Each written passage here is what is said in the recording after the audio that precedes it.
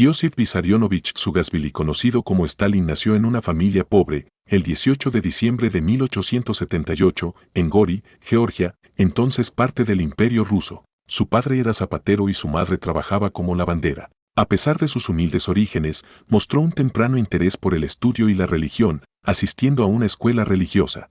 La juventud de Stalin estuvo marcada por la pobreza, la educación limitada y una temprana inclinación hacia el activismo político.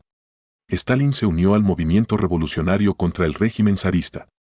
Se convirtió en un miembro activo del Partido Obrero Socialdemócrata de Rusia y, más tarde, en un bolchevique. En la Revolución de febrero de 1917, que derrocó al régimen zarista, Stalin no fue un líder destacado, ya que en ese momento se encontraba en el exilio.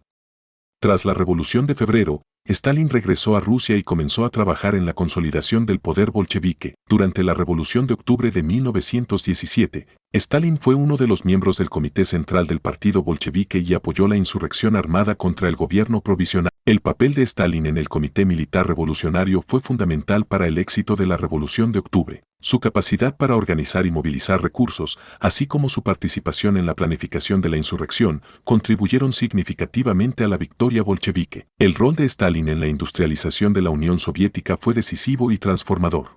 Y implementó planes quinquenales a partir de 1928, que establecieron metas ambiciosas para la industrialización. Estos planes se centraron en la producción de bienes industriales, maquinaria y recursos básicos.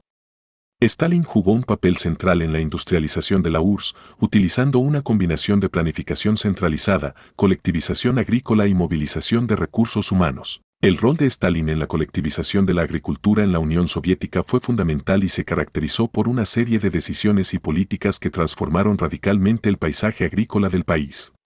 Uno de los principales objetivos de Stalin era aumentar la productividad agrícola para financiar la industrialización rápida de la URSS. Stalin justificó la colectivización como un paso necesario hacia la construcción del socialismo, argumentando que era esencial para el progreso económico y para la defensa del Estado soviético frente a amenazas externas. El rol de Stalin en la Segunda Guerra Mundial fue complejo y multifacético, abarcando desde decisiones estratégicas hasta la gestión del esfuerzo bélico en la Unión Soviética. En agosto de 1939, Stalin firmó un pacto de no agresión con la Alemania nazi.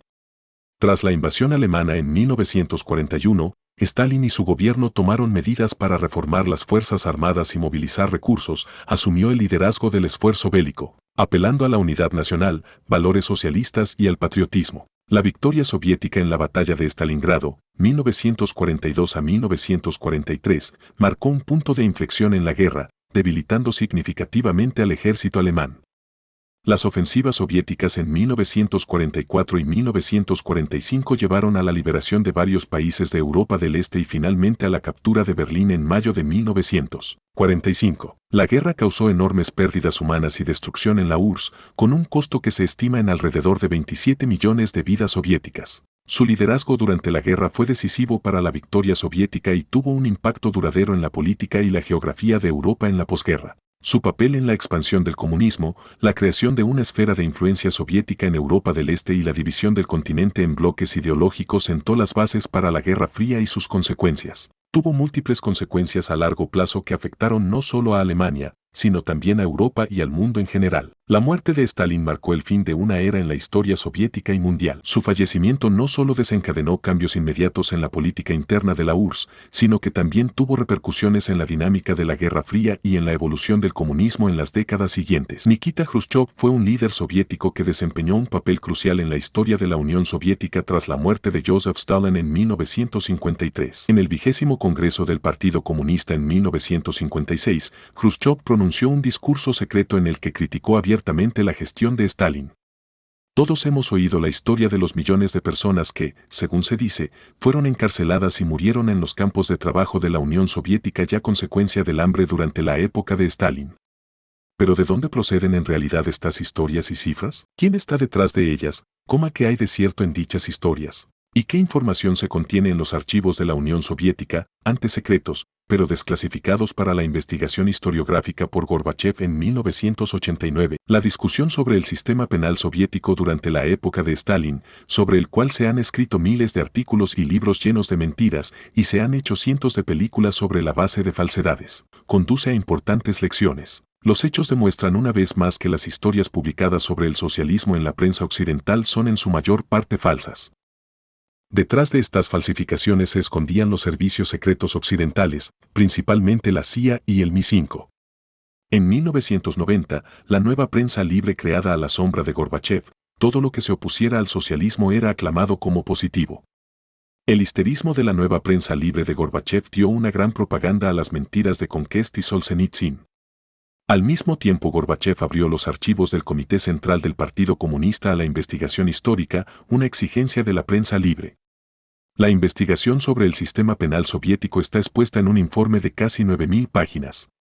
Los autores de este informe son muchos. Los más conocidos son los historiadores rusos Viktor Senkov, Alexander Dovzhin y O.V. Slevnik. Su trabajo comenzó a publicarse en 1990. Antes de continuar, es importante aclarar que ninguno de los científicos implicados en esta investigación defiende una perspectiva socialista. La investigación realizada por los historiadores rusos muestra una realidad totalmente diferente de la que se ha enseñado en las escuelas y las universidades del mundo occidental durante los últimos 50 años. Los informes sobre los resultados de esta investigación histórica iban completamente en contra de la corriente mentirosa sobre el número de muertos y encarcelados que la prensa libre de Occidente difundía.